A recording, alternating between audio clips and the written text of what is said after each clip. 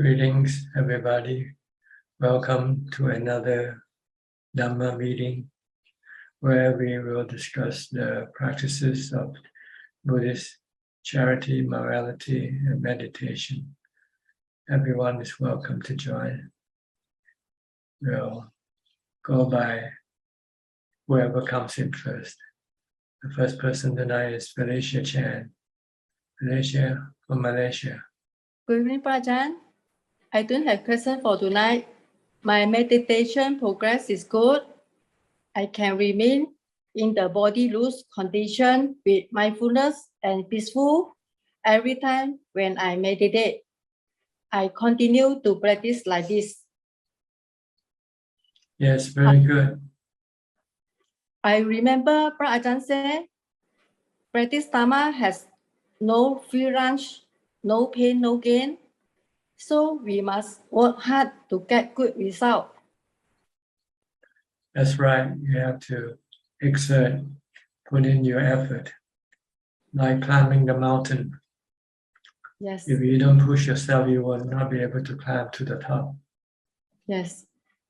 So we should practice mindfulness. Give 100%.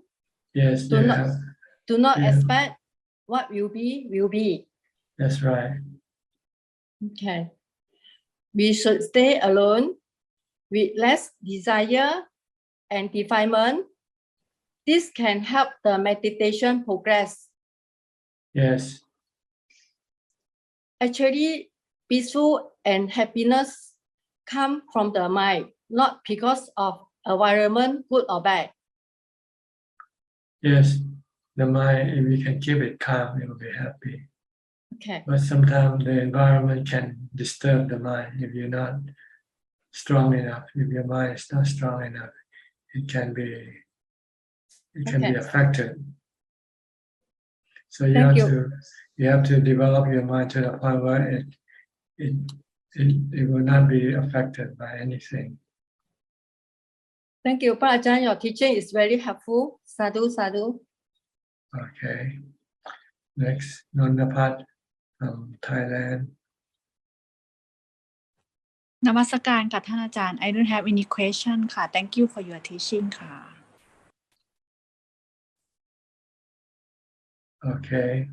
Yogbe from New York.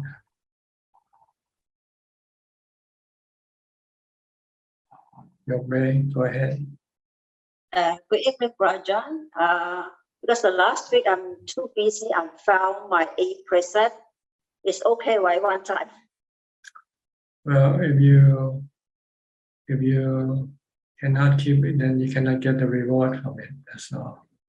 It's like buying lottery ticket. If you don't buy the lottery ticket, you'll not be able to win the prize. Okay. And when we keep the 8 preset, can we do like a makeup or dye my hair? Is okay? No, not for beautification. For medical reason, yes, but not for enhancement of your beauty. No beauty enhancement. Okay. And how about are they mentioned? Do we have to eat the vegetarian or not? Where you have to what? Repeat the question. No, the vegetarian. Vegetarian. No, it's not mentioned. You can eat meat or you can eat vegetarian food as long as you don't kill. The precept is to stop you from killing, not from eating. Okay. And one more question from this week, right? Once the CEO they jump from 18th floor, by the time when he die, can he rebirth again? Yes, everyone will take rebirth. Okay. Doesn't matter how you die. Doesn't matter how you die. After your body breaks down, then your spirit will go look for a new body. Okay. Thank you, Ajahn, for teaching. Thank you. Okay, Professor Kenneth.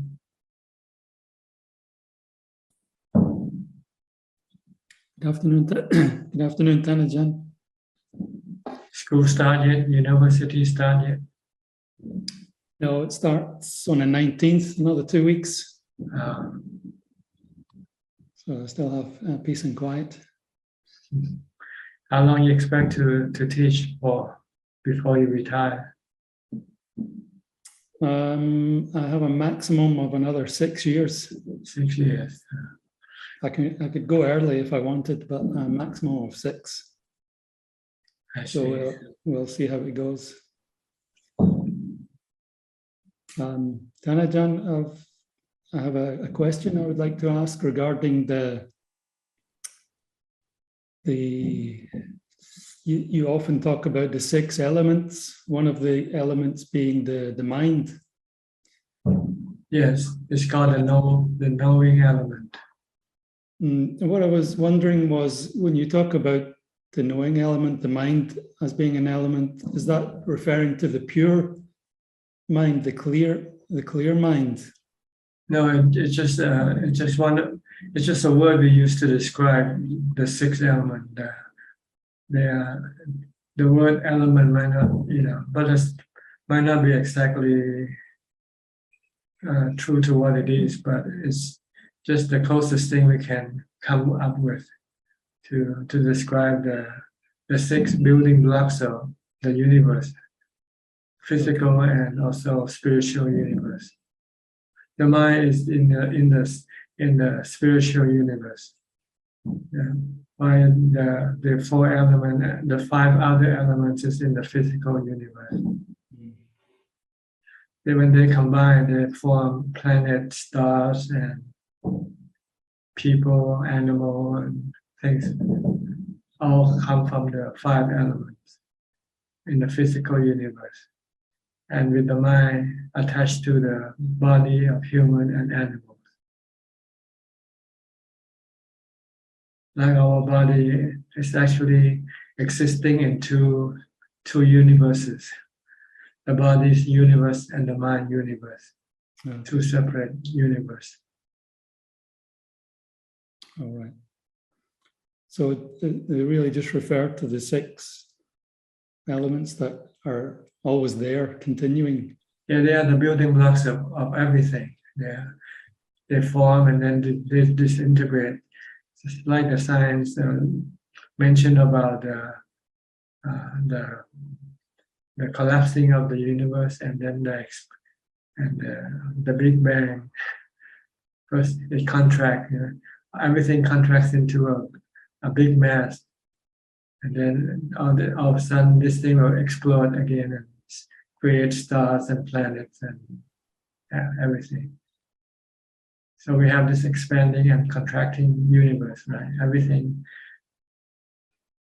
First they expand, but the Big Bang just like push everything apart.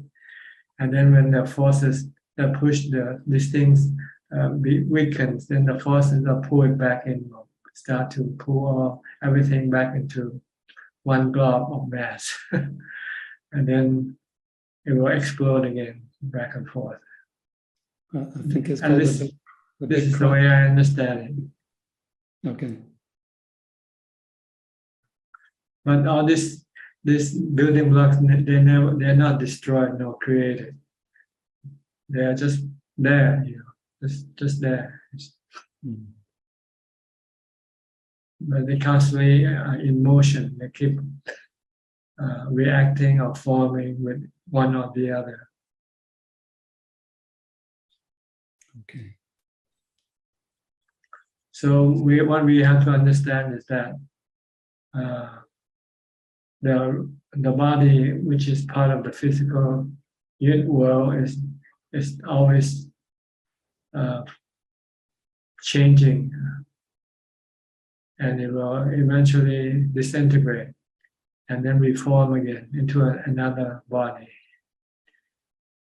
And the mind, which is the knowing element, the one that thinks and feels, just connect to this body when it's formed, because due to the mind's desire or cravings for the sensual pleasure, so the mind will always keep connecting to a body after it's been disconnected. at the cessation of the body, it will then try to go look for a new body. When a new body is formed, then the mind will then reconnect with this new body. And in the process of using the body to seek for the sensual pleasures, it does all three types of karma: good karma, bad karma, and neutral karma. And this karma has effect on the mind. It creates happiness or suffering, neutral feelings. And the Buddha is the one who discovered that the mind is the one that is the problem that we have to fix, that we can fix. But the body, the physical universe, we cannot fix.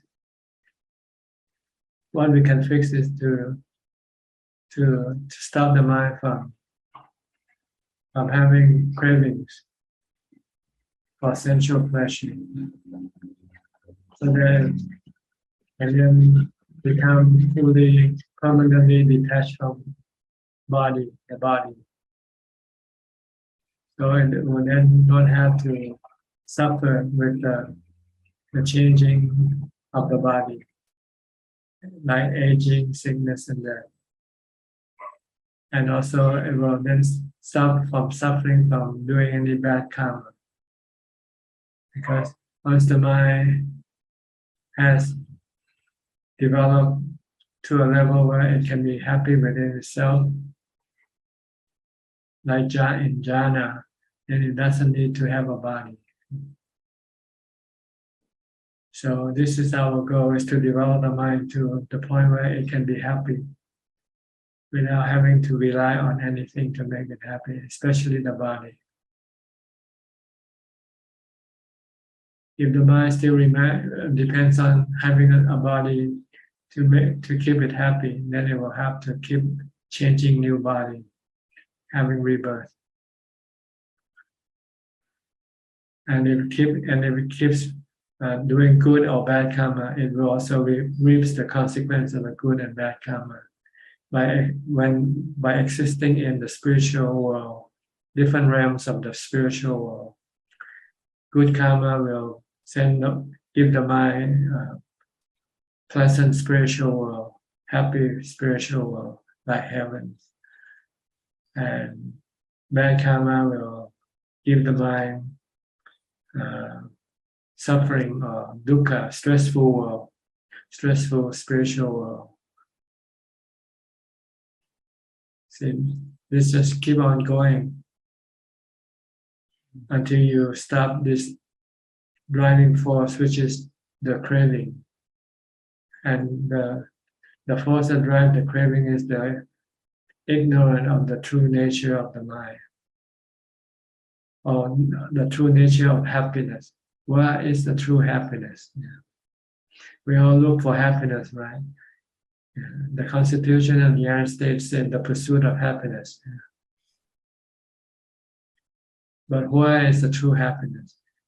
If you look for happiness from this world, from this physical world, you are bound to suffer, because you cannot have lasting happiness. So as the Buddha and the people who meditate discover another kind of happiness, which the Buddha proved to be the real happiness, the true happiness, the lasting happiness, the happiness of Nibbana, which one can get to by abandoning all types of cravings and defilement. And he also find a method of doing this, which is the Noble Eightfold Path. It was reduced to three big groups called morality, meditation, and wisdom. In addition, it applies to laymen. It also adds another one, which is charity, because laymen still use money to buy happiness, And this is also can be harmful to the mind, can cause stress to the mind. So one has to stop using money to buy happiness, to buy sensual pleasure happiness, and instead buy charity happiness. Charity happiness is not harmful to the mind. When you do charity, you feel good, but you don't have this craving for doing more. If you cannot afford to do it, it will not affect you. Not like when you spend money on sensual pleasure. When you don't have money to spend on more sensual pleasure, you will suffer. Your mind will be hurt. So the Buddha says, switch using by a different kind of happiness, by happiness from charity, and don't buy happiness from sensual objects, sensual pleasure. For those who still use money to buy happiness. But for monks, they know already that the money does not buy happiness. So they give up all money and they seek the practices of morality, meditation, and wisdom to get to the real happiness, true happiness, which the Buddha called Nibbana. That's the state of mind when it's completely pure from defilement, from love, hate, delusion, from cravings, from the 10 fetters. These are all the same thing. Put it in a different way, that's all, but they are the same thing. They are the cause of mental suffering, mental stress.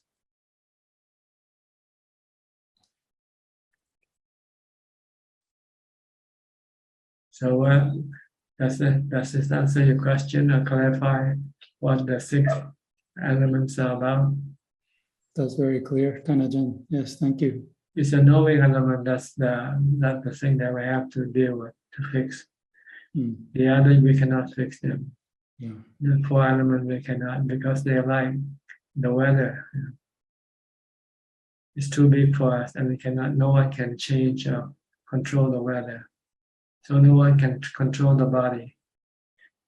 Everybody, we all have bodies, but we cannot stop it from aging, sickness, or death.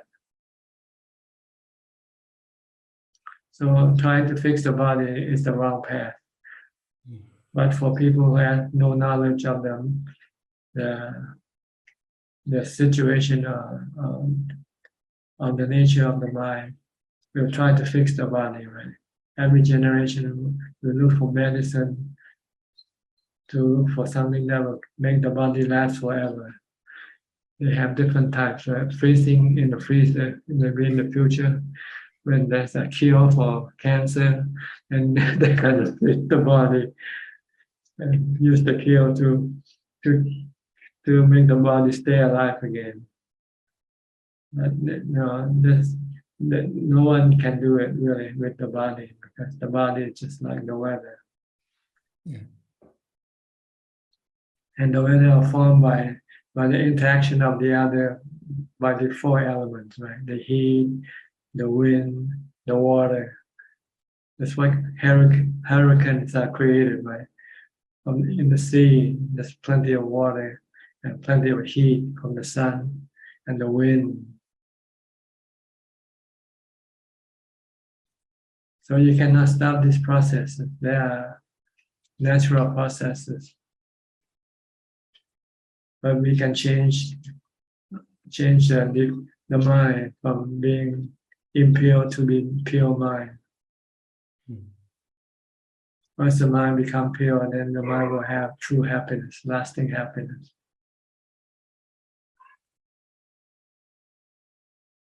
Okay. Thank you very much, Tanajan. Very clear.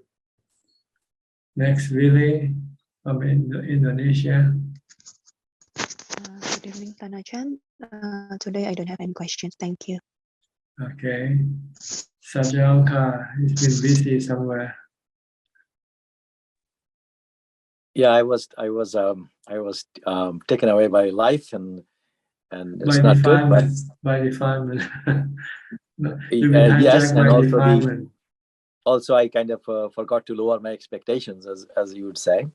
So yeah, thank you, Jonathan, for your teaching. That I'm actually my question today would be that when the deluded chitta actually takes a birth, does it get any part of the parents' karma, or it just comes over with the baggage of its own karma, and the delusion that the time of death that it has, is that what it carries over to the next life as well? Yes, the delusion, the defilements are in the mind, not in the body. It's like the driver and the automobile. When you change a new automobile, the driver takes everything that the driver knows with himself, right? How to drive, his habit, and everything goes. So the body contains nothing. The body is just like an automobile, and the driver is the mind. And all the like and dislike habits and every action that perform all come from the mind, and it goes with the mind.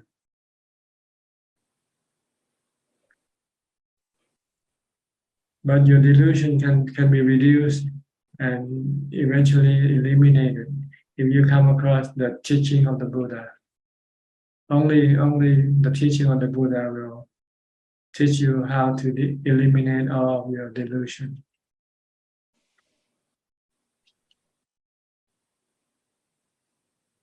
Then when you know that you don't have to have rebirth, you don't have to have a body, then you stop having a body forever.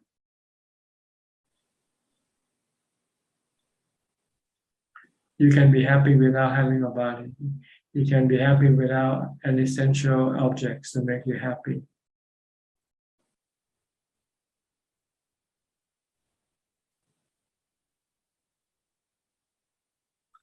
Okay?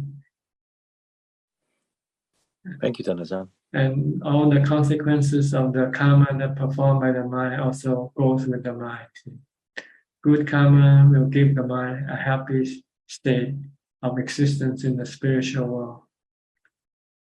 Bad karma will give the mind a suffering or stressful state of existence in the spiritual world.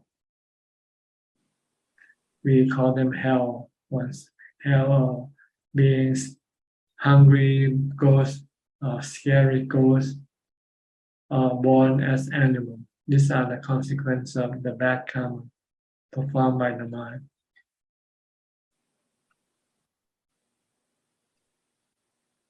Okay. Yeah, thank you, Tanasan. Thank you. Okay.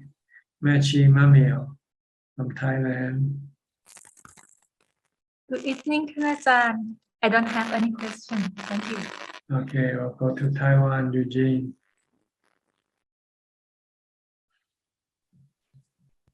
Good evening, Pa Ajahn. Today I have two questions. The first question is, if we have deep devotion and full respect to Buddha, Dhamma, and the Sangha, receive the Dhamma teaching or meditation instruction in internet, and the benefication is the same with we go to temple face to face with our Dhamma teacher? It depends on whether you need him or not. If you can study from online, then you won't need have to be face to face with the teacher. But if you find that you don't understand what you learn online, then you might need to have someone to explain to you deeper. So it depends. If you're intelligent, smart enough, you might be able to understand everything you study by yourself. Then you won't need anybody to help you. But if you don't understand, then you need someone who have experience to explain to you. So if we can pay attention the online teaching, the benefication is almost, we can say maybe 95% or 90% the same with face-to-face learning. Well, if you can meet a teacher like we are doing now, then you don't need to go physically there, right? Uh-huh. Because you can talk face to face through Zoom, this meeting or Zoom meeting. Uh-huh. So if you can find a teacher who can connect with you online, then you don't need to go to his monastery to learn from him, because you can learn from him directly through this video conference. Uh-huh.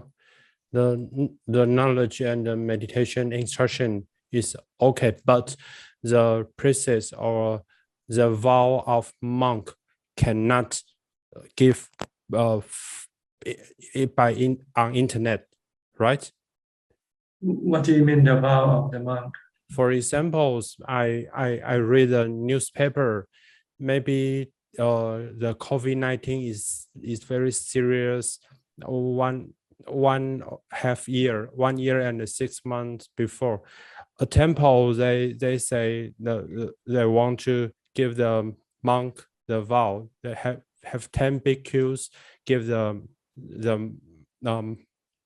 bhikkhus precept to in Australia some new monk receive by internet. You mean do ordination? Oh, Ordination ceremony? yes. Making a lay person to become a monk? Yeah, yes. Is it allowed? Well, this is the first thing, that happens, because before there was no video conference, so it has to be there in person. With ordination, you have to be there in person. In the old way, but with the new way, no one has yet established a protocol or whether it is acceptable or not. So I think it has to be approved by the Sangha Council. I think this is something big. Oh. Maybe this is for the future. Yes, because through ordination, you have to have 10 months to participate in your ordination. If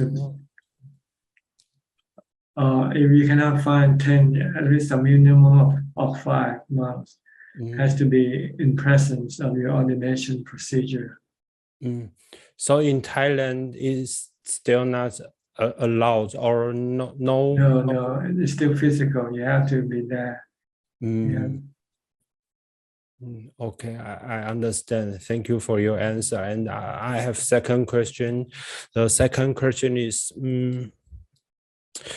if our Dhamma teacher use a serious attitudes to teach me, or show the angry form with compassion mind, want to let me know my mistake, but if I still have fear, how should I face this kind of fear? Or have you have any experience about this situation? Well, you first have to admire your teacher, love your teacher, respect your teacher. Once you have this will prevent you from being afraid. It's like you love your parents. You know your parents will never hurt you, but they can scold you and they can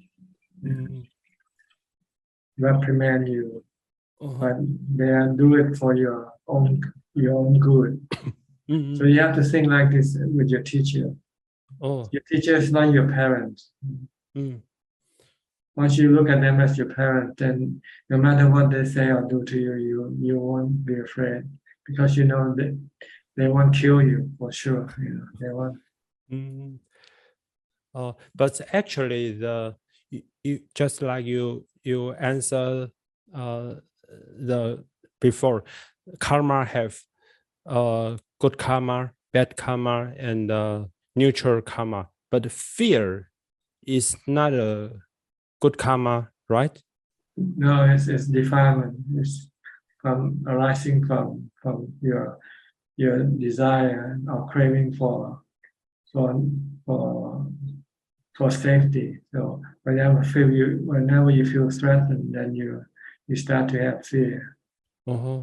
Yes, I think before. For example, the Dharma teacher show the angry, but won't let us know what we do mistake. Actually, everything is anicca, so no need to fear. But in the real situation, the fear is still appear. That's because you don't have strong enough mindfulness. If you have strong mindfulness, then you can stop the fear when it arises.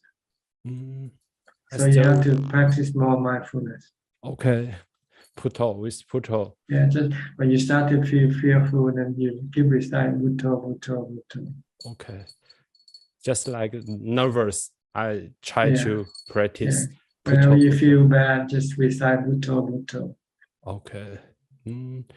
I asked this question because one time I saw the very old videos about the Venerable Longda Mahabua. And one time in the big ceremony, the many monks in this ceremony, but a new monk, he want to follow the Thai tradition, offer the kankuru, some very beautiful flowers and make by leaf, and want to offer to Longda Mahabua. And Longda means this, we don't need this just by your heart, but this monk actually he prepared already, want to offer these flowers. And Longda Mahabua show the compassion, anger, and throw the flowers away. That's right. This to demonstrate the uselessness of these flowers. It doesn't do anything. You can show respect. The Buddha said respect by practicing, following his teaching. This flower is just for beginners. But if you advance, you don't use this thing. You use practice. Use practice is most beautiful flowers to our Dhamma teacher. Yeah. Okay. Because your teacher wants you to attain, and you cannot attain by flowers, by giving flowers. But you can attain by go of seclusion and practice mindfulness instead of coming and giving respect by giving flowers and to teachers. This is a waste of time. What he's trying to point is you should go practice alone and not come and do this ritual things. Say in Thailand, normally every year, monks will go and pay respect to respectable teachers. Only one monastery that don't do this is Longda Mahabua.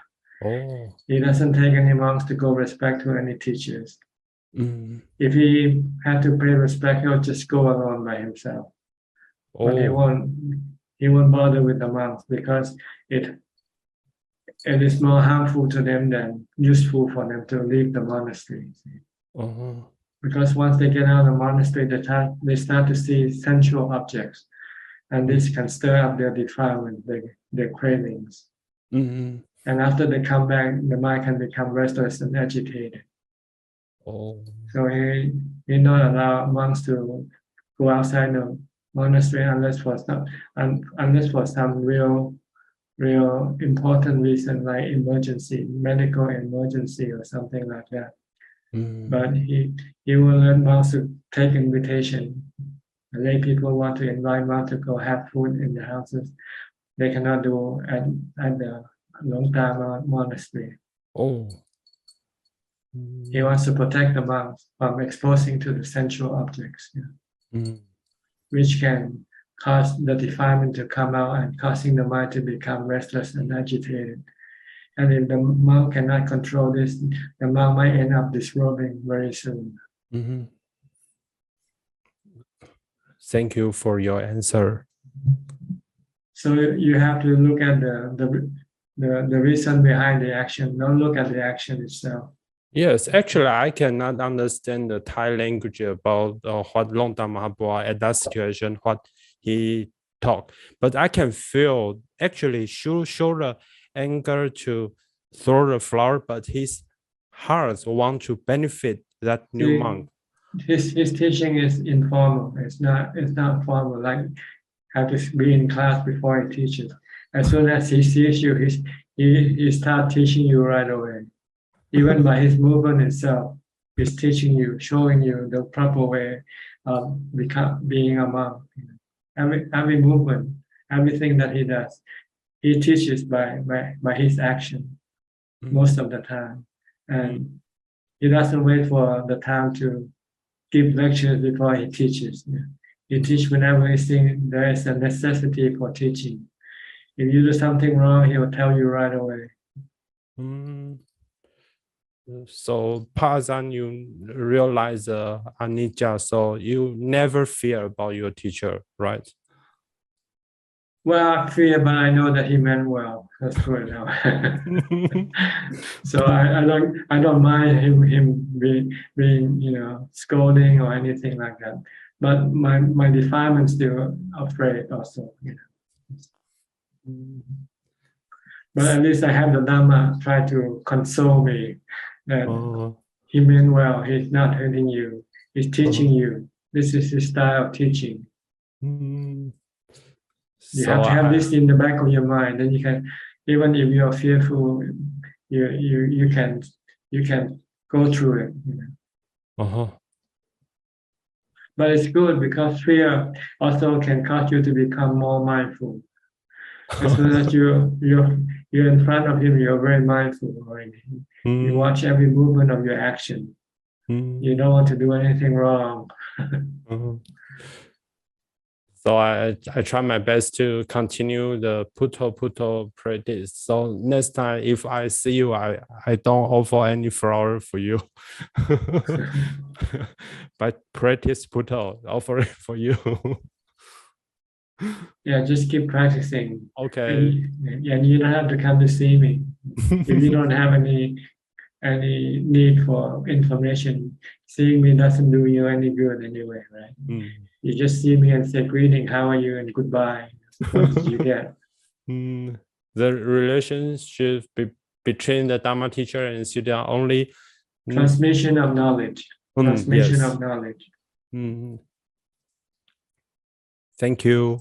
Okay. That's why in this meeting we don't have any rituals. Let's start chanting first before. Some other meeting they might say, "Oh, let's start chanting first. Let's take the triple gem as our refuge, and also let's recite the precept first before we can go on with this meeting." Okay. Same way with Long Time when he give a lecture, when he teaches monk in a meeting, no chanting, nothing. As soon as everybody comes, they'll start talking. But when someone offer food, he will a little bit chanting, right? Oh, this is only in the morning due to the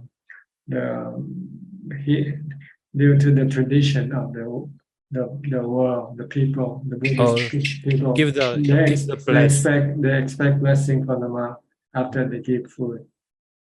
So that's all. Just a brief say Anumodana chant, Yatha Varivaha Pura Pari Purenti Sakara. Sadhu. Okay. Thank you. All right. You learn something new every day in this meeting. Okay, Monica from Malaysia. You've been away also. Good evening, Ajahn. Yeah, I've been very busy going to Ajahn King's monastery. There's a lot of what's Santi? Santi Forest Monastery, Yeah, Ajahn King's place. Yes. Yeah. It's near Singapore, right? It's just across the border from Singapore. Yes, at Ulutiram, Johor. Yeah, because also there's a lot of activity. He came back from Australia Then, and I've been regularly doing food dana there lah, about weekly, sometimes twice a week. Then You staying in the monastery? who was staying at a monastery? Did you stay in the monastery? Only for 1 or 2 days sometimes, I see. because I'm still working. I see. Still not totally cut off yet lah, from You my live work. near his monastery? Come again? You live near his monastery? About 1 hour from my house. I see. Yeah. Good. And then also lately, there was a bhikkhu ordination for Prabhan, one of your participants here. I see. Yeah. Good. Congratulations.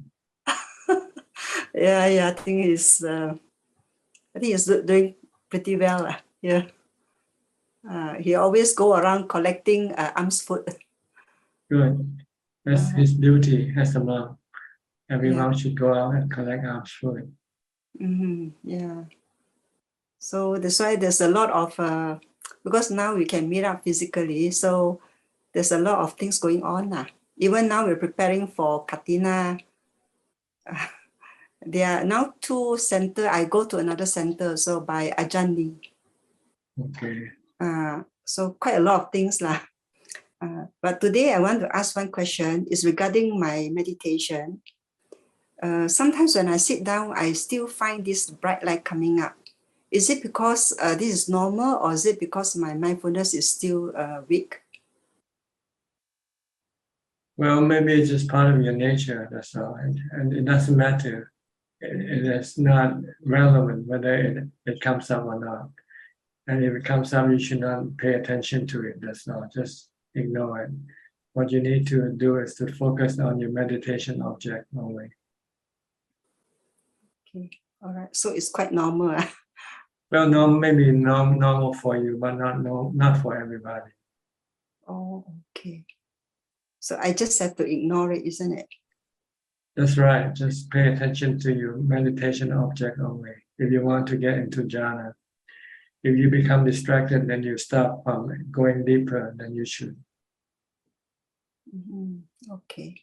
And then I actually read in your book, The Essential Teachings, there was a mention that when concentration matures, it goes straight until 4th jhana only. So concentration matures only go until 4th jhana, right?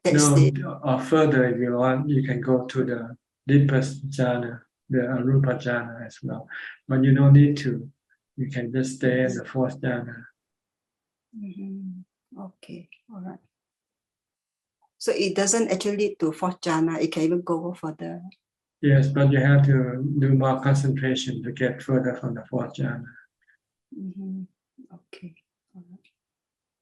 Yeah, I think at the moment that's all I need. And you don't need to go further than that. As far as the work of vipassana is concerned, the 4th jhana is good enough to support your vipassana work. Okay. All you want from 4th jhana is the upekkha. And you don't get any more upekkha if you go deeper than that. You still get the same upekkha. I think. I don't know. Okay. All right. Then I think in your book you have mentioned that for this vipassana, it is actually spontaneous. Well, spontaneous in the sense that when things happen, you have to be ready to handle it, to deal with it. So before you can become spontaneous, you have to practice first. Like you have to contemplate on the supa all the time. Until when you see a beautiful or good-looking body, then asupa will come out spontaneously without having to pull it out. It will come out automatically. Oh, okay. But if you don't practice before, it won't come out. Asupa won't come out. So that means we have to practice to be ready. Then it only may just come up on its own, isn't it? Yeah, It is because to put the mind higher. Lah. you just don't know when your defilement will work. See? So your defilement is not your enemy. So you have to be ready for your enemy anytime. Okay. All right. So be ready for the defilements. Yeah, anytime, because it can happen anytime, any position, any posture. Sometimes you might not be meditating and it can come up. It can come up anytime. And you have to be ready to deal with it, to become spontaneous. Okay. You have to simulate the situation beforehand. If somebody says something bad, what will I do? If somebody steal my money, what will I do? If somebody steal my husband, what will I do? If my house burned down, what will I do? Yeah. So you have to simulate this situation in your mind and see how you will react. If you don't react, then okay. But if you react angry, then you fail. You fail the test. Okay. If you say, yeah, everything is anicca, go. My husband wants to go with somebody else, go. My daughter wants to go away, go. Yeah. Everybody wants to leave you alone. Okay, let them leave you alone. Yeah, sometimes I pass, sometimes I fail. That's because you don't have enough equanimity yet. Yeah, true. If you have equanimity, then you can live without anybody. You don't have to have anybody to rely on. You can rely on your own self. Yeah. Especially also if you see everything is anicca, everything is temporary. Then you don't expect things to stay with you all the time, right? Things can leave you, get away from you anytime, anywhere. But you're ready to be alone, to exist alone, even without this body. The mind can exist without having the body. If the mind has ubekkha,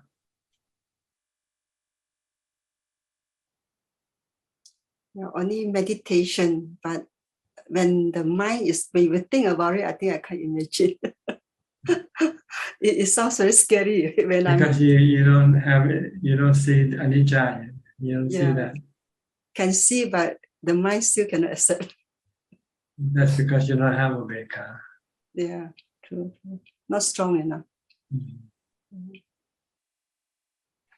Okay, all right. If you have ubekkha, then you see everything as being a burden to you, rather than being something good for you. You can see everything as dukkha. Whatever you have to look after them, right? If you don't have anything, then you don't have to look after anything. Yeah. Actually, a lot of things are a burden. Right, burden. Taking care, cleaning, maintaining all are burden. If you don't have anything, then you got nothing to lose, right?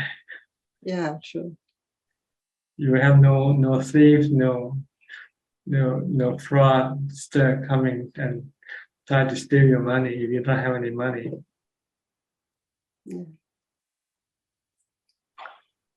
But if they know you're rich, then you better watch out, right? People will try to get your money from you, get your money. It's very difficult to live simple life. That's because you don't have ubekkha, you don't have mindfulness. You have to wait for times are better, then probably we can trim down. If you have mindfulness, if you can meditate all day, then you don't need anything. Yeah. But now at least I'm starting to do more charity, go to monastery. Good. This is a starting point.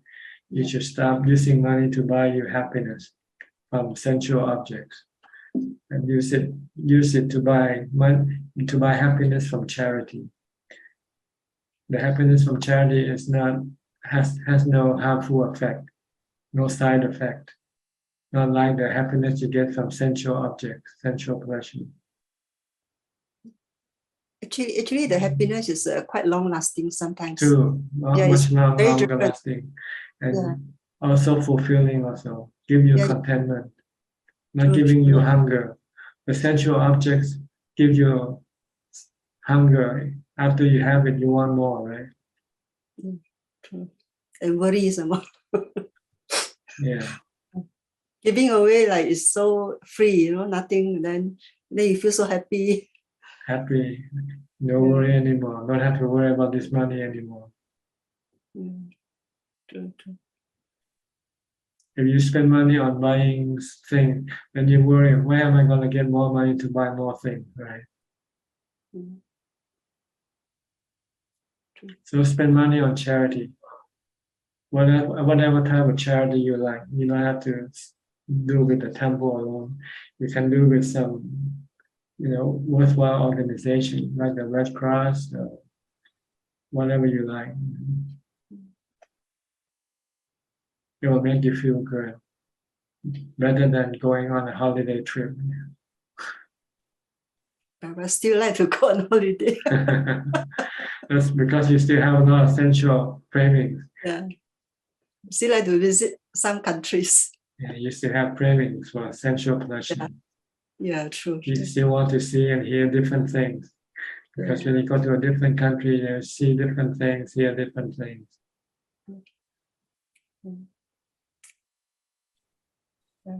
So you have to meditate more. The more you meditate, the more equanimity you have, then the less craving you will have. This is my exam paper. Yeah, exam paper. That's right. Okay. All right. Thank you, Tanajan. All right. Gary from Singapore. Good evening, Tanajan. No questions from me tonight. Just listening and learning. Thank you. Okay, we'll go to Belinda, also from Singapore. Hello, Tanajan. Yes. Anything to say? No question. Okay, maybe later. Okay. Rebecca from Brazil, go all the way across the Atlantic or Pacific Ocean to get to Rebecca. Hi, Bante. How are you? Okay, a little cold. It's very cold there now, huh? Yes, winter here. Winter. Almost over now. So next month you start to have spring, right? Yes, in August. August, no, July. Now is in winter. Winter, September. Yes. 10 days more. Then you start to have spring.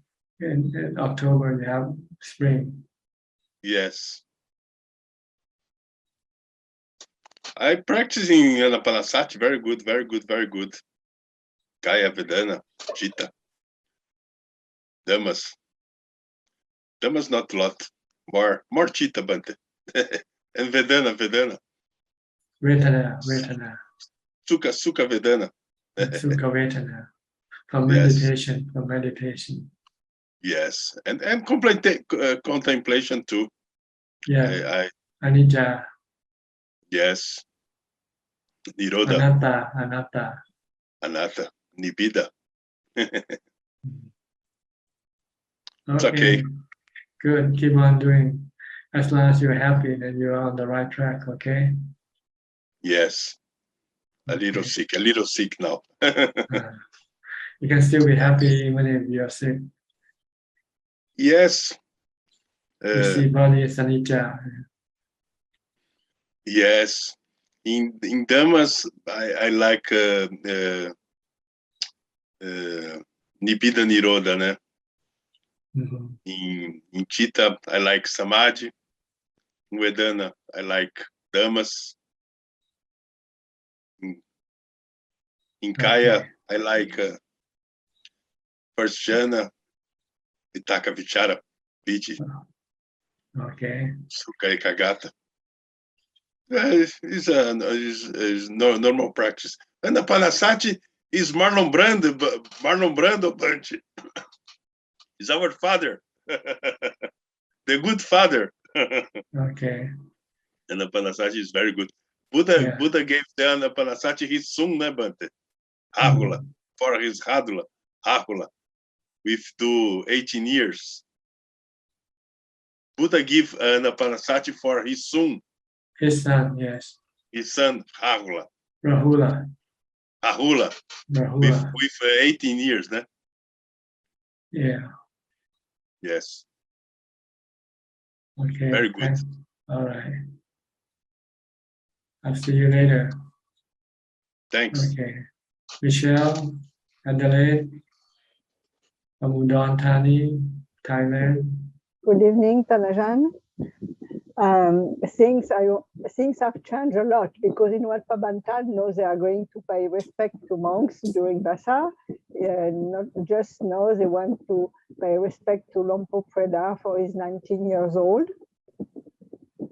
And I had two stories about one about Longta. There were a lot of people offer him a lot of flowers, and they ask, what are we going to do with that flower? And he say, put it in the forest. Mm-hmm. And another story is about the video that Ajahn was talking about. I was also very surprised about that video, and I expressed it to Upasika, and she told Domponoy about that video, and he asked his Upatak to find the video and look attentively at the video. And he said that, in fact, he wants to wish Longta long life. Mm-hmm. And all the monks know, Yeah. So they were not impressed at all. They had a little smile, Mm. But Longta just want to show that life ends when it has to end, That's right. And so he just tried to throw the flower and everything away, and all the monks were very serene and having a little laugh. That is what I've been told, and I found the story funny.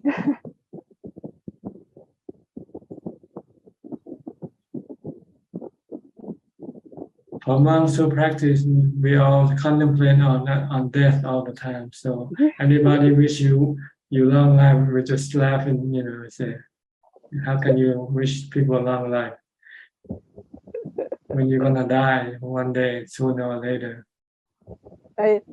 When the people say the same once to Lompo Nippon, and he said, "Oh, people always say that, and I'm used to say, oh yes, I will have a long life until my life has to go. That's right. Until then, I will live." I'll live until my last breath.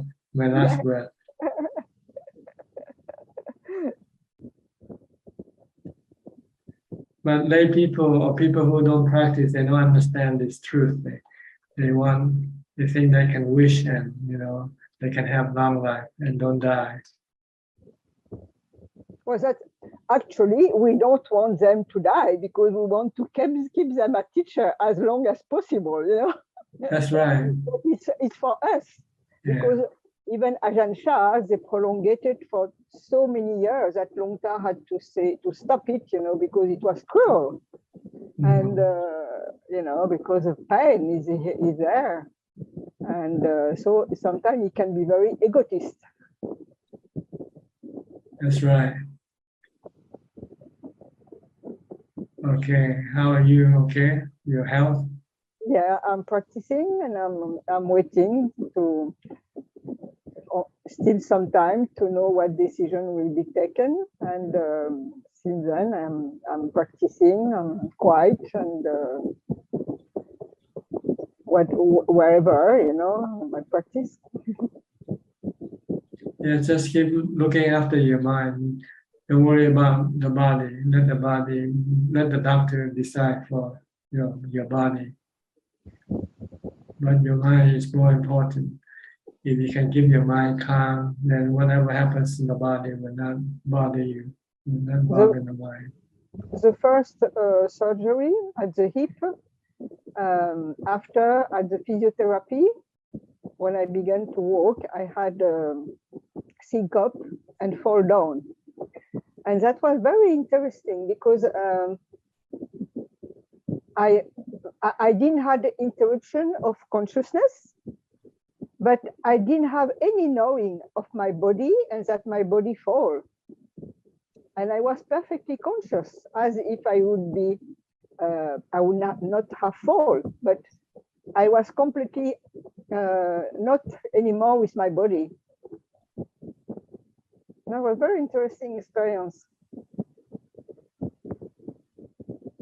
Okay. Good. Good luck to you, okay, as far as your body is concerned. Thank you, Tanajana. Your mind, you have to do it yourself. You have to look after your mind yourself. No one can look after your mind for you. Well, I'm very blessed to receive some help. Yeah. You need the teaching of the Buddha to help your mind. Mindfulness and wisdom. Bhutto, Bhutto, and Anicca, Dukkha, Anatta. If you have this, then your mind will be protected from suffering. Okay. Next, Kok Seng from Singapore. Oh, yeah. Good evening, Ajahn. Tonight I'd like to seek your advice. I have a friend from my university days, from the Buddhist Society. She has just passed away, and she was first friend that I know in my university, in my local university Buddhist Society, who has just passed away. So I'd like to ask Ajahn advice. How can I so-called with the demise of this friend of mine, the first person whom I know who has passed away from my university days, so how can I make use of her demise to motivate myself in my spiritual path? Well, you think that your body will also be like her. One day, sooner or later, when you don't know, could be tomorrow, could be tonight. And you should use her death as the example of your death, so that you don't procrastinate. You want to do what you have to do now, and don't push it away. Don't kick the bucket down the road. You have to say, I have to do it now because I can be like her. Who knows? Even maybe tomorrow, next month. So now you still have time to do what you need to do. This is what you can use her death as a reminder that of your death.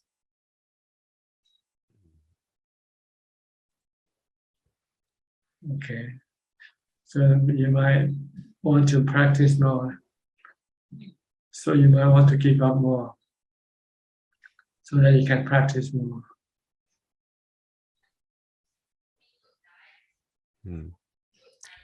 Give up more, meaning to practice more on dana. Well, give up what takes up your time with you, and then so you can have more time to do your practice. Now, if you can't give up your job, so you don't have, then you have a lot of time to do the practice. I'm no longer working already. Okay. And go to the monastery and become a monk then. Yeah, that a bit difficult. Yeah. Why not? What's so difficult about being a monk? What's so difficult being not doing anything? Being a monk is not to do anything. To sit down and meditate, do nothing except for the basic work, like eating and looking after your body. But the rest, it's just, you don't have any work to do.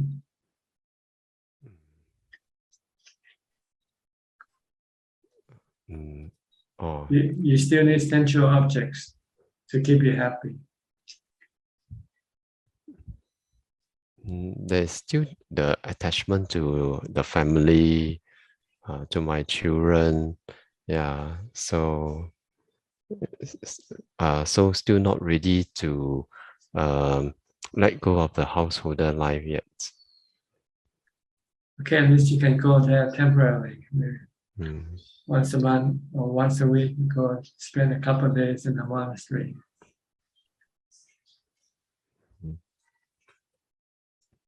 If you don't start doing this, you'll never start doing it. If you wait for everybody to die before you do it, then you probably die first, die before them.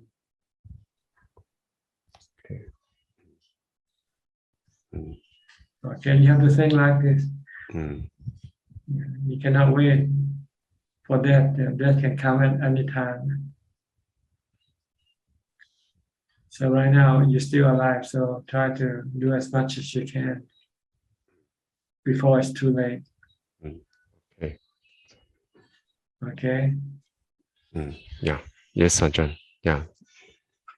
Next, we in check, Vancouver, Canada. Hello, Ajahn. Ajahn, what is the ultimate reality? Emptiness. Everything is delusions. Comparing to the computer monitor, the ultimate reality is a blank monitor. Blank monitor. When all the picture disappear from the screen, then you see the ultimate reality. Because everything that you see are the illusion, because they don't last. They're not real. Your body, my body is not real. And they will disappear. But emptiness is always there, all the time. The Buddha said emptiness is the supreme, is the supreme. Nibbana is the supreme emptiness.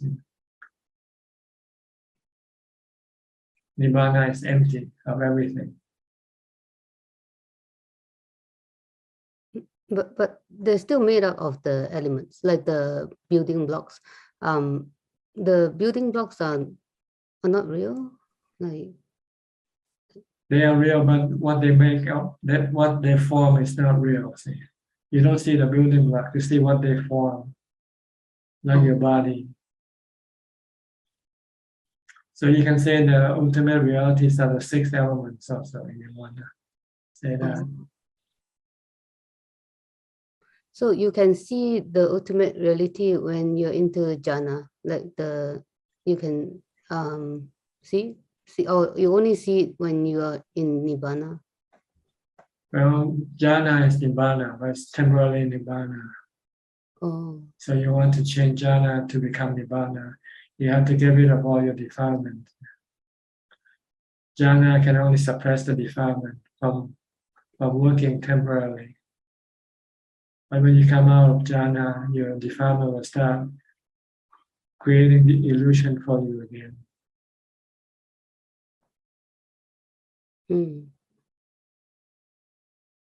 Because when you come out of jhana, you start to see your body, your husband's body, your children's body, and you say, this is I, this is mine. You don't see them as their elements.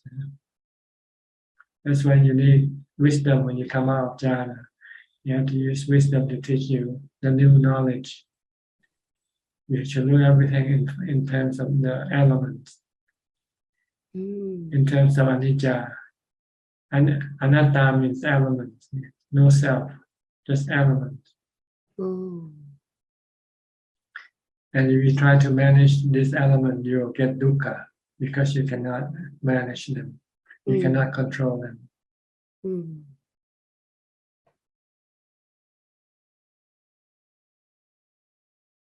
But the elements are you said the word element, like the knowing element is quite different from the other five because it's not in the physical. The knowing elements is the one that is sick. See? It's like a patient in which you have to treat it to make it well. Oh.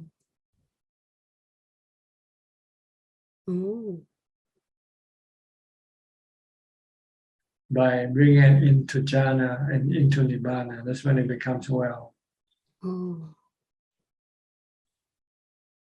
use mindfulness to bring it into jhana, then you use the wisdom to bring it into nibbana.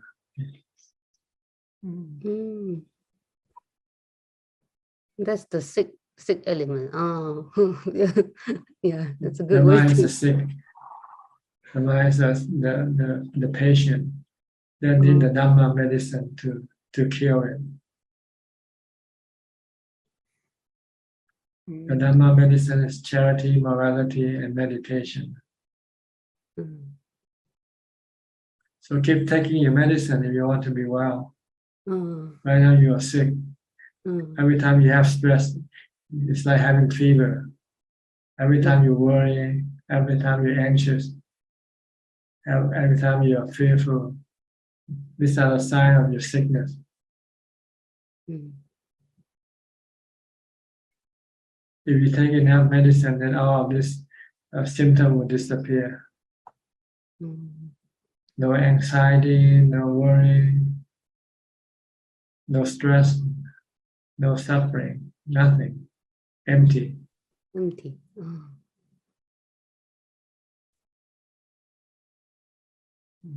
You still exist with illusion, but you're no longer being deceived by the illusion that you live with. You know they are all like bubbles, like your husband, your sons and your daughters, your businesses, your houses, your money, everything. They are like bubbles. They're not real. They're not real as you think as they are. You think they are real. But with wisdom, you see them as not real. Because they're here today and they'll disappear tomorrow, right?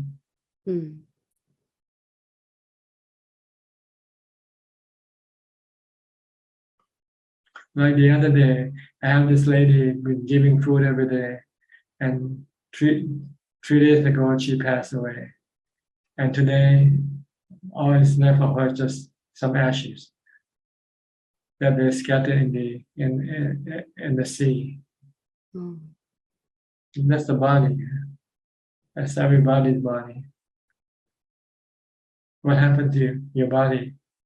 What happened to your grandparents' body? Where are they now?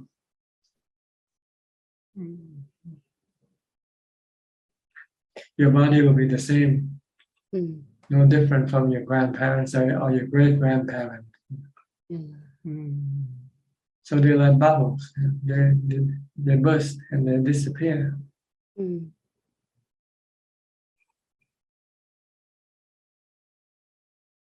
But they're replaced by new bubbles, by your daughter, your son, your grandson, your granddaughters, and so forth. New bubbles are formed and old bubbles destroy, disintegrate. So it gives you a picture of continuity, a picture of reality.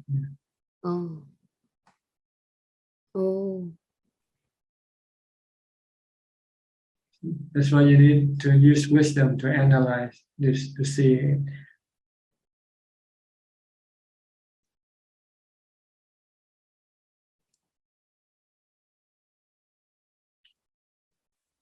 So the ultimate reality is to exist alone, with nothing. The Buddha, the mind of the Buddha now has no body, has no illusion to deal with.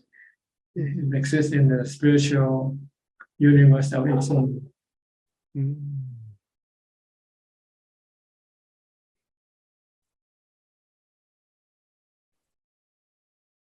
So, Tan Ajahn, can we say that when purified the mind, we bring the mind back to its original form? No, it just the mind is in the original form, but it's been defiled, like your clothes. You wash your clothes. Do you bring back your clothes to the original form when you wash your clothes? You just made it clean, that's all. You purify the mind, you wash the mind with detergent. You use the Dhamma as the detergent, the current of your defilement. Then your clothes become clean. And that's all. The mind just become clean. You cannot change the mind, bring it back to the original, because it's always been in the original.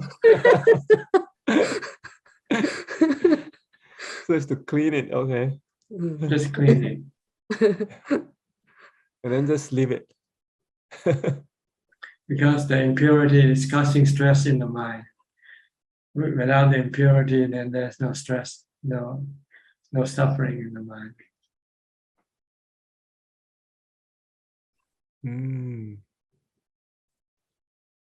Okay, do it. Simple. Wash your clothes. You're smelly right now. Don't put on smelly clothes. Put on a clean clothes. With smelly clothes, people don't want to be near you, right? With a smelly mind, no one wants to be near a smelly mind. Yeah, that's true. You can dress up with your body, but if your mind is dirty, no one wants to be near you, right? Yeah. Yeah. And Tan Ajahn gave us the detergent, but if I don't use it, the clothes won't be clean. Yeah, I've been giving you when you never use it. That's why so it's used. I don't know what you do with all the detergent.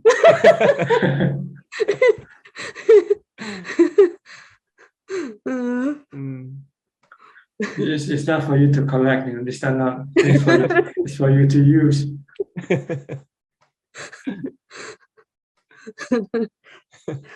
Okay. Anything else? I got one more question, Stan. When you mentioned about simulating, meanings like we go and pick up something and then we contemplate. Imagine what will you do if you're under this situation? If somebody hurt you, what would you do? Will you feel bad, or will you just feel normal? The goal is to always maintain normality, regardless of whatever happens. Okay. So you have to imagine. Or you don't have to imagine. You watch yourself every day. Your minds keep being disturbed by things around you, right? Yes. Yeah. As soon as you see something you don't like, your mind's already disturbed. But you don't see that. You don't see the mind. You see the things that make you disturbed, that disturb you. So you try to change the things that disturb you instead of come and change your mind from not to keep it from being disturbed. That's because your mind keeps going outside. It doesn't come inside. It only comes inside when you have mindfulness. When you have jhana, that's when the mind comes inside. Then you will be able to see the reaction of the mind every time it's being exposed to external things. Right now, you don't see your reactions. You see the thing that caused your reaction, and you try to deal with those things by changing them. If you don't like the hot weather, you try to find air conditioning or something. Oh. But if you cannot find air conditioning, then you can become more stressful because you cannot. Yeah. But if you come back and look at your mind and see what makes the mind disturbed and how to prevent it from being disturbed, then you don't have to change the things that cause you disturbance, because they're not the real cause. The real cause is your defilement, your cravings. They are just triggers, things that you are exposed to through your sensual organs. They are just triggers that will trigger stress in your mind caused by your desire or your cravings. So you discover that your stress are created by your desire or by your craving, not by what you see or what you hear. Oh. So you use mindfulness and wisdom to teach your mind to stop the cravings. Once you stop the cravings, then whatever happened, whatever comes to you, it will not disturb you.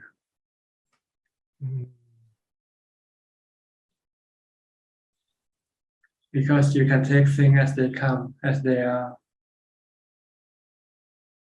You don't have any cravings for this or that. You can take everything, good or bad, happiness or sadness.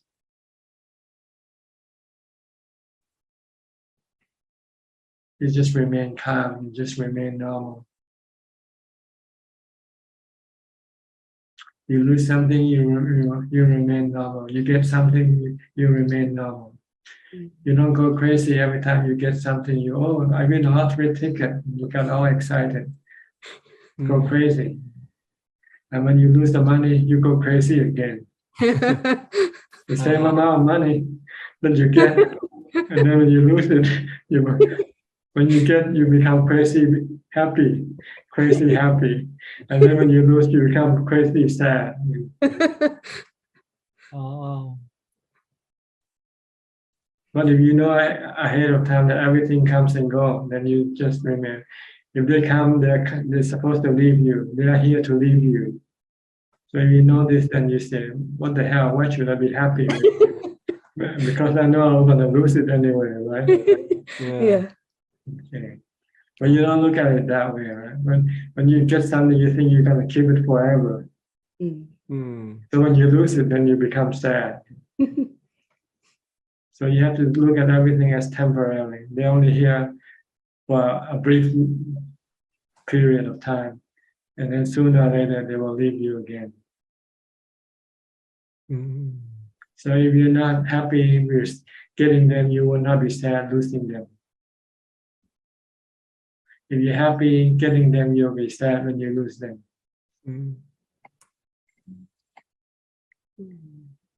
So don't be happy, don't be sad when you get something or lose something. Because that's the way things are. That's the way things are. Things come and go. Yeah. If you're happy, it means you're delusional. Delusion. You think it's gonna stay with you forever. Gonna keep you happy all the time. But when it leaves you, then the happiness leaves you. And all you have left is sadness. You can simulate, you can think about this. So every time you get something, then you say, I'm gonna lose it anyway. Why should I be happy? Sometimes you might want to refuse taking it if you can. So, no, thank you. You can have it back. I'm happy as I am already.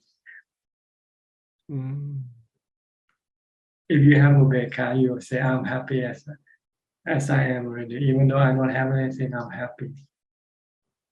Because the mind become happy with ubekkha. Once you have ubekkha, then you don't need anything.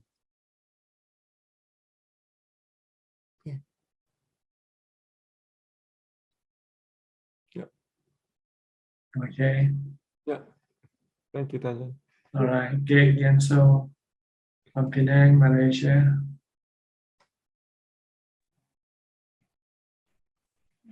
Ajahn. Good evening. I'm listening tonight, Ajahn. Nice to meet Ajahn again. Yeah. Yes. Anything? Yeah. No question? No question. Yeah. Okay. Dr. Philip and Adeline. Good evening, Ajahn. I don't have any questions tonight. Glad to be listening in again. Okay. Evie from Indonesia.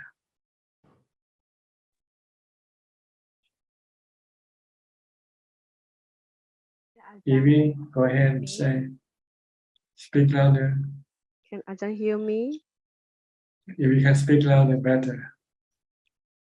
Okay. Is louder now, Ajahn? Yeah, good. Namo Buddhaya, Ajahn. Regarding about Ajahn said to washing the clothes. How to wash the clothes, Ajahn? Because I really dream that I was like a dirty tub full of clothes. The top like looks clean, but the bottom gets dirty. And the worst thing is that the clothes at the bottom of the tub is full of feces, Ajahn. So I have removed all these clothes from the tub. There are 2 piles. But I'm still confused about how to wash it. It takes 5 people to wash it all. If I do myself, it will take a long time. And how to use it and how to wash the dirty. Just have few clothes, then you don't have many clothes to wash. The Buddha said try to have as little as possible. Have only what you need. You only need wear one clothes at a time, right? One set of clothes at a time. You don't need 100 clothes in the closet. If you have many, then you get lazy. You can keep using new clothes and not washing the old clothes. So when you run out of all the clean clothes, then you have to wash a bunch of clothes. So if you don't have 1 or 2 sets of clothes, then you have to keep washing every day. Like me, I have only 2 sets of clothes. So I wash this one today, and then I can have a new one tomorrow to wear. No problem with washing. Just wash every day. The clothes that you wear today, you should wash it right away. Don't stock it up and say, "Oh, I'll wait and do it when I have so many clothes."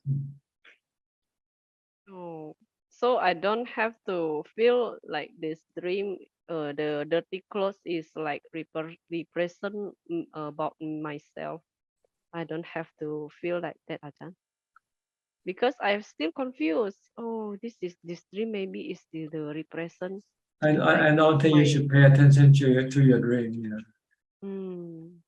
Because I think you should pay attention to reality better. Yeah, maybe my heart is still full of dirty, Ajahn. So I have this dream. Maybe you don't like reality, you like dreams. Yeah. Because maybe dream is sweeter than reality. No sweet lah, Ajahn. They're full of dirty clothes, so no sweet. Ajahn, and I have a question. Is the Dhamma all around of us? Because I started to feel that what happened in real life is almost the same as the task in meditation. They are like a two-way mirror. What must be done in the real world is almost the same as what must be done in meditation. For example, we must always have focus when doing something in the real life. So to succeed, this is the same as meditation way. Sometimes in meditation can be comfortable, can be uncomfortable. This is the same with the real life. Sometimes it's good news, sometimes it's bad news.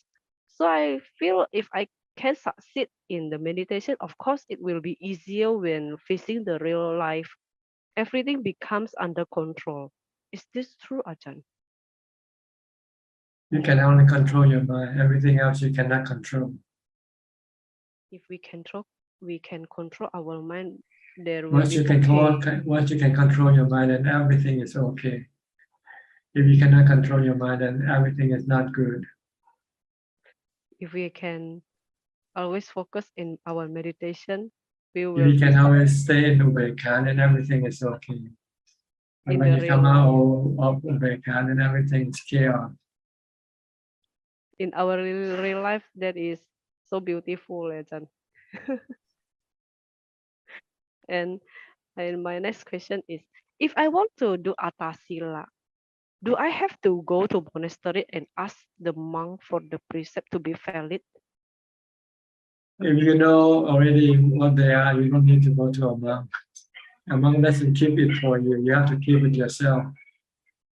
And I just wear the atasila clothes and I do the You precept. don't even need to do that if you stay at home. You can wear any clothes or no clothes at all.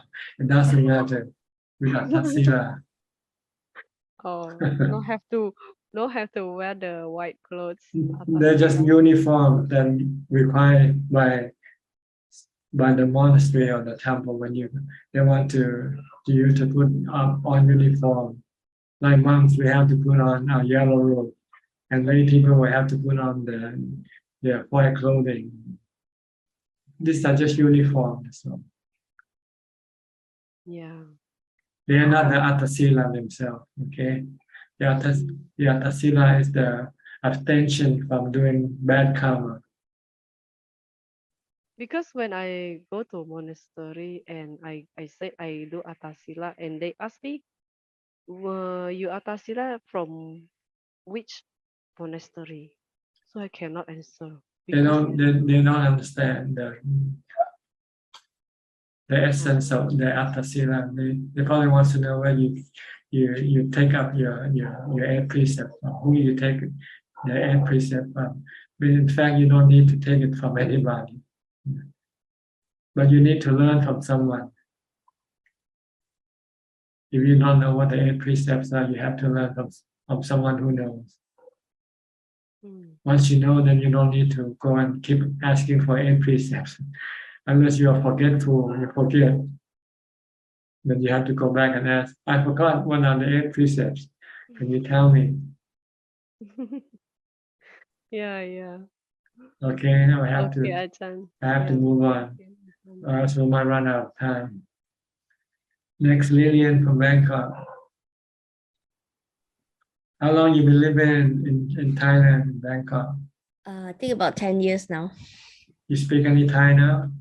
Yeah, I speak a lot, but just cannot read and write so well. I see. Good. You were talking about the body just now, so I have a question about the body. I know that when some of the monks pass away, they actually keep the body for quite a few months or even years. I'm wondering what's the reason for that.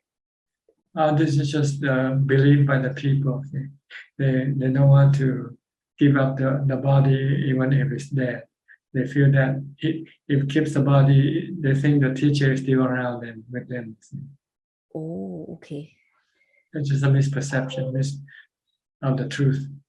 The truth is your body, the teacher is gone, the body is just like a mannequin, like a doll. But people still they have comfort in seeing the body of the teacher still with them. Okay. But for the forest tradition, usually we don't keep the body. We follow the Buddha's example. The Buddha said, keep my body for 7 days for people to pay respect. After that, then cremate it. And then if you like, you can keep my remains, my ashes, some of my remains in the stupa. Okay. Understand. Another thing is I don't know, now that COVID is everyone is taking COVID very lightly and everyone is going out now. What's the best way to balance our life? Because when you are living a normal life, obviously there will be a lot of engagements, people ask you out.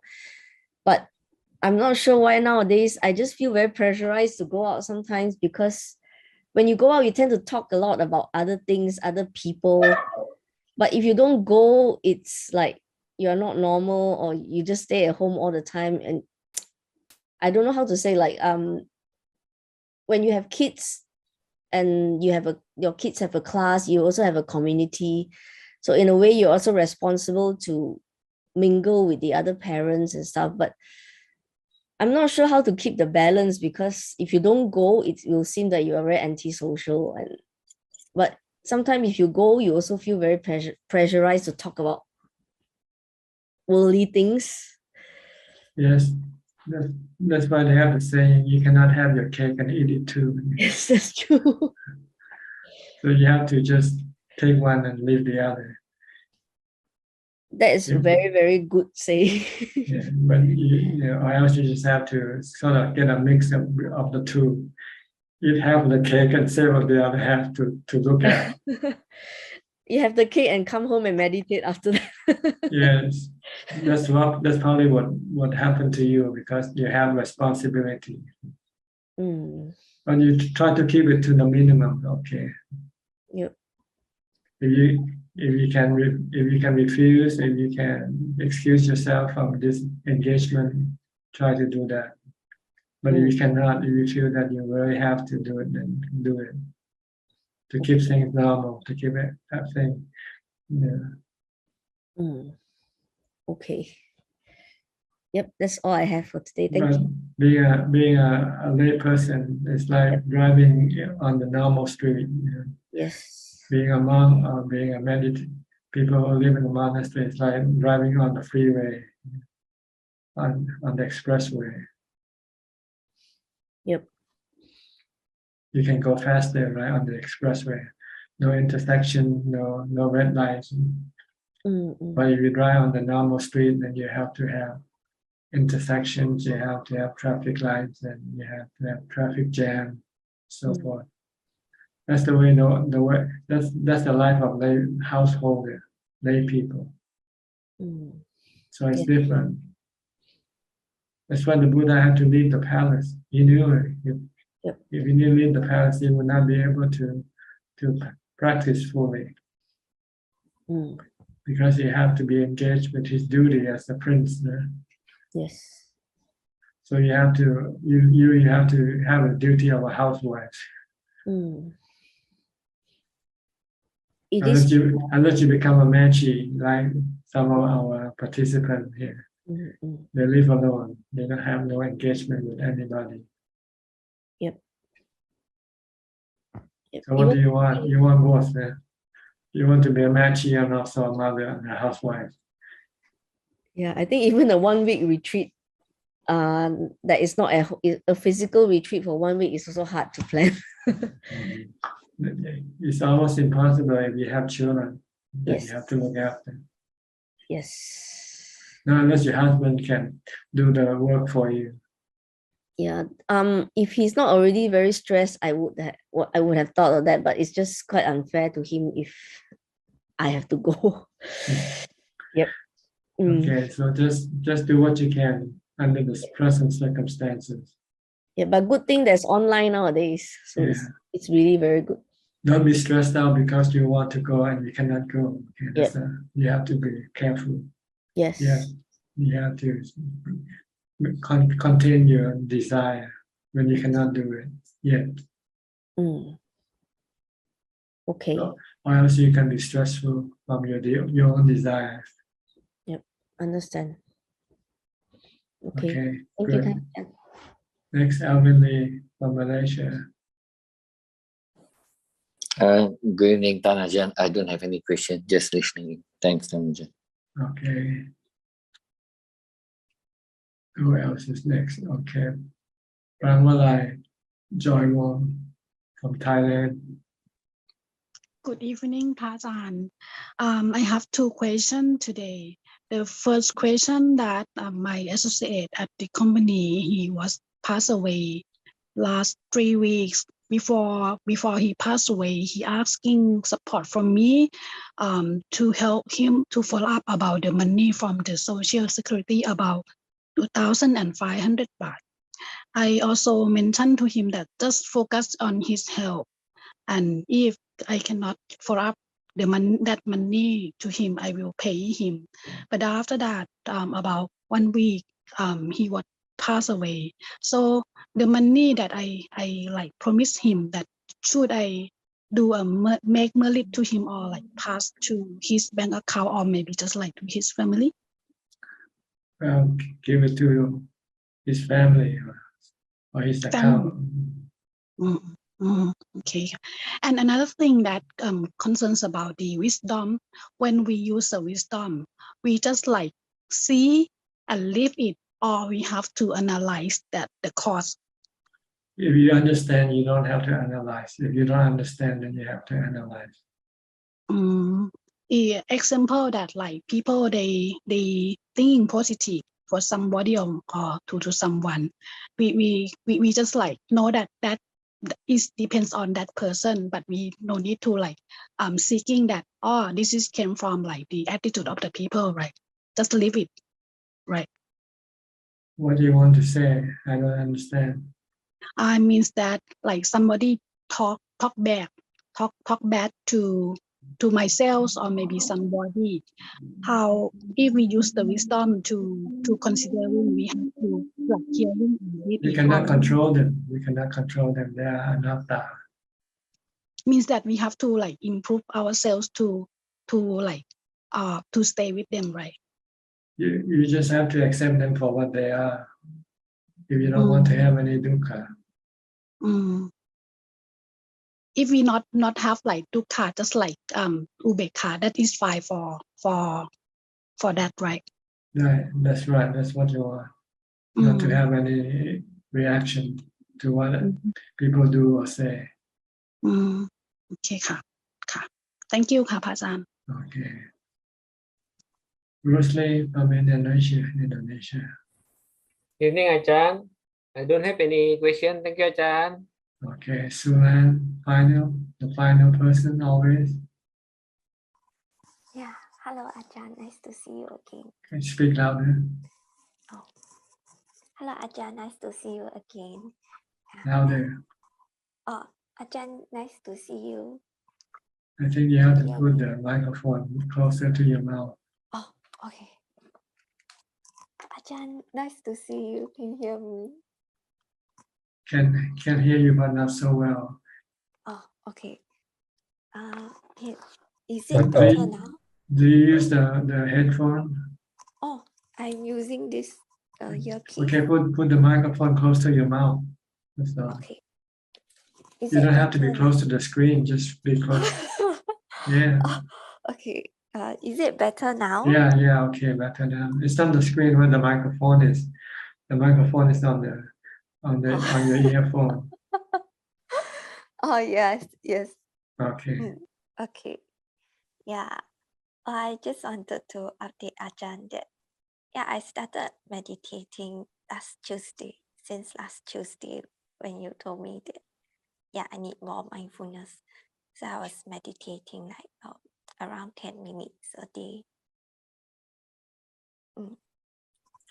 Speak louder. Oh, oops.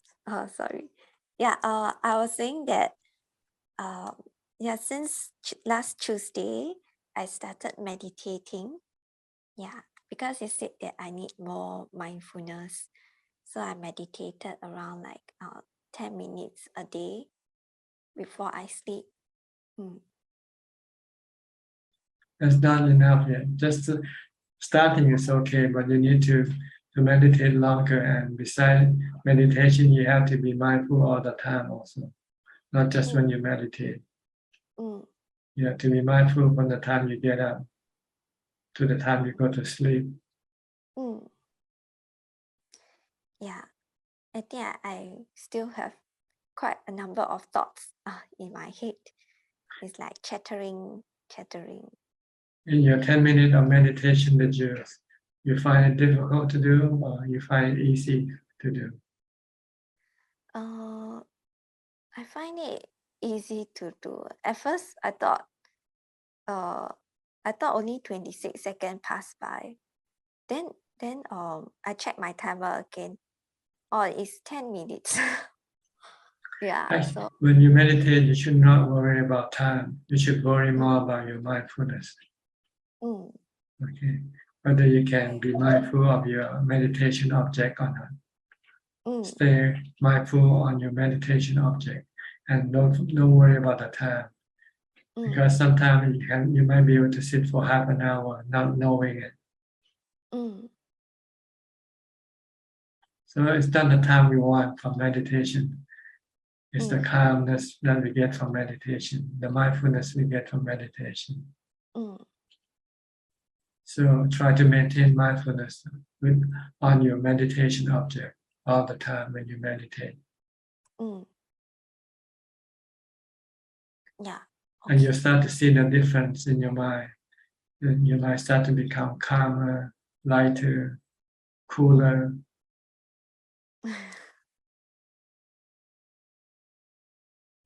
Okay. Okay. No question today. Yeah, I think recently I feel more easily agitated also, but that is like external triggers. Then I'm trying to calm myself down. Then during my meditation, then I'll be reminded of like some of the agitation that I feel. That's because you're not mindful.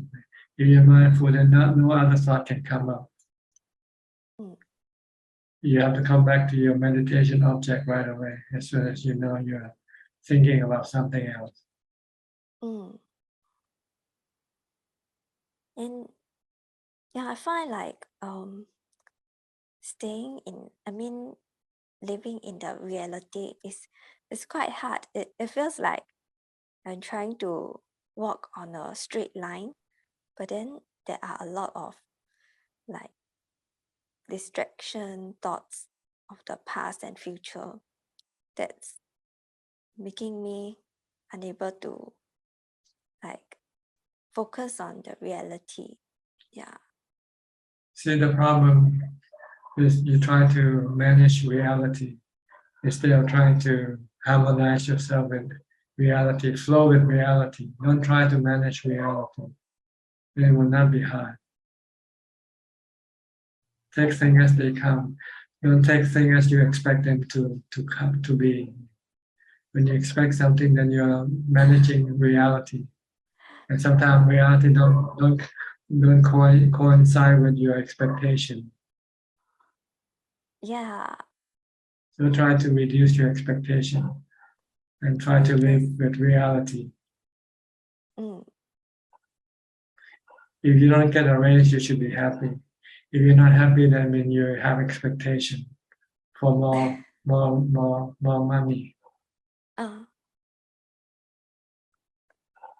As soon as you're not happy, it means you expected something and you don't get what you expected. So if you don't expect anything, then you will not feel unhappy. You will not feel sad because this is the way reality is. Whatever is. Whatever will be. Oh yeah. Whatever will be. But we don't want that, right? When it's hot, you want it cold. When it's cold, you want it hot. Always wanting something that is not. Yeah. Yeah. So then you find life difficult. Because you want something that is not. When it's hot, you should want hot, then everything is okay. When it's cold, you want cold, then everything is okay. When it's not, then you want it's not, then it's okay. But when you want the opposite of reality, then you run into trouble. Yeah. Okay. I'll go to Facebook now. Yeah. We have like Thank you, 11 Ajahn. minutes left. Okay. Well, we have any questions from Facebook? Yes. There are 5 questions from Facebook,ท่านอาจารย์ 2 questions from Liberty, and the first question is ท่านอาจารย์ครับ can you please describe the indicator of when we achieve the first jhana? Thank you. I cannot. You have to read up in the book. For me, the indicator is that you are still mindful of your meditation object. That's all you need to know. If you're still watching your breath, you're approaching jhana. If you start to thinking about something else, then you're getting out of jhana. And the second question is, do you recommend a Suchart meditation? It depends on what you want. If you want to be celibate, then you should use a Suchart meditation. But if you want to have a wife or husband, then I don't think you should use it. Next question from Lisa Tan. Namaskaran Ajahn. What are the criteria of a good investment in Buddhism? We are trying to avoid gambling. Thank you for teaching, Ajahn. Investment, livelihood, I think that's what you mean. What is it's the right livelihood? The livelihood that doesn't hurt other beings or yourself. Gambling can hurt you. So you don't want to do gambling as your livelihood. Next so you question. want to okay, go ahead. Next question from Lion Fong. Dear Thanajan, how does memory of past life exist? From my scientific understanding, memory are formed by the patterns of brain cell activating at the same time. Thank you. If you think it is like that, then you are misunderstanding. You are misunderstood, because memory is not in the brain; it's in the mind. The brain only shows the effect of the memory. And the last question from Po Liang Soon. I realize that when I sleep and dream, I'm fighting with others, and that make me feel tired. Can I ask Ajahn what is the effect from the past to that dream? Thank you. That's because when you are alive, when you are awake, you keep disagreeing with everybody. So when you go to sleep, you dream of what you did. So you can change it by trying to agree with everybody when you're awake. And when you sleep, you will dream about being agree with everybody. Okay, we have only about 8 minutes left. So anybody would like to ask any question, you're welcome. Raise your hand and unmute your microphone.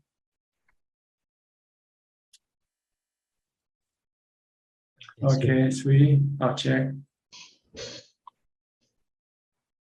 Ajahn, I have a doubt about the different realms, because to my observation, like most people are like sometimes they can be a deva, but sometimes they are ghosts, sometimes they are maybe hell being.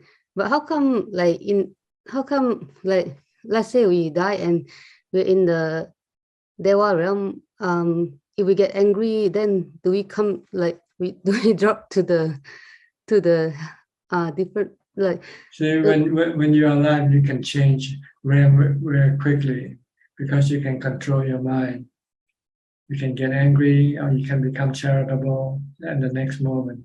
Yeah. So you keep changing your status when you're alive. But when you die, this status will depend on the intensity of each status, which one is stronger.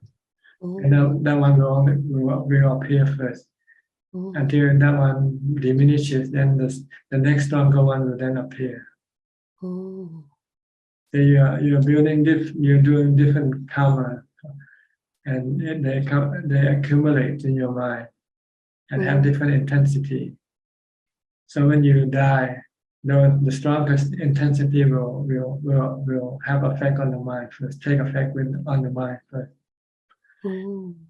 If you're a deva, you're stronger than a ghost, then your mind will become a deva first.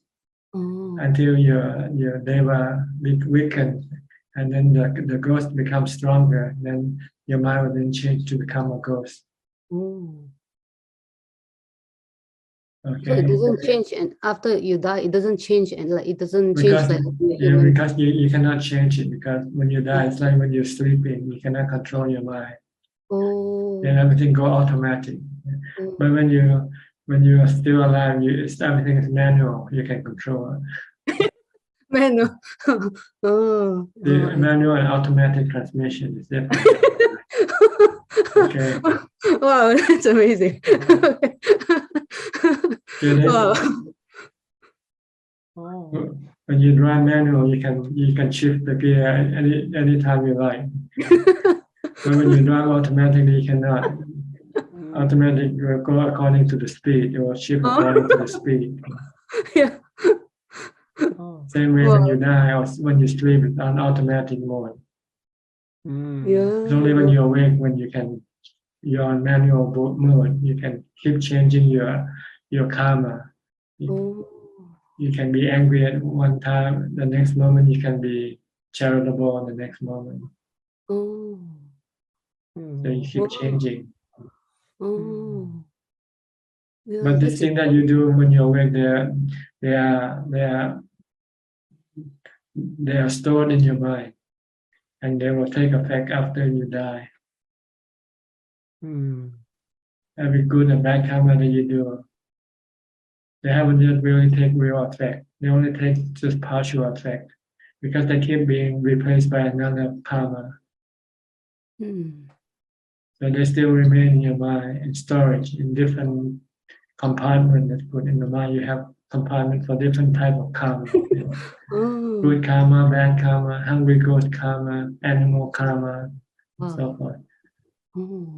And this thing can come out when you're awake, right? They can come out. It depends on the stimulation. If you're in a certain situation, your animal instinct might come up, or your greedy instinct might come up. It depends on the situation. But when you die, this thing will come out. The one that has the strongest intensity will come out first. So if your hungry ghost intensity is more than everything else, then you will become a hungry ghost first when you die.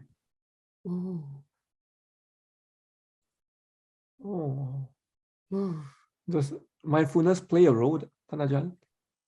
When you're awake, yes, but when you're not awake, no, mindfulness is not working either. When you die, mindfulness doesn't work.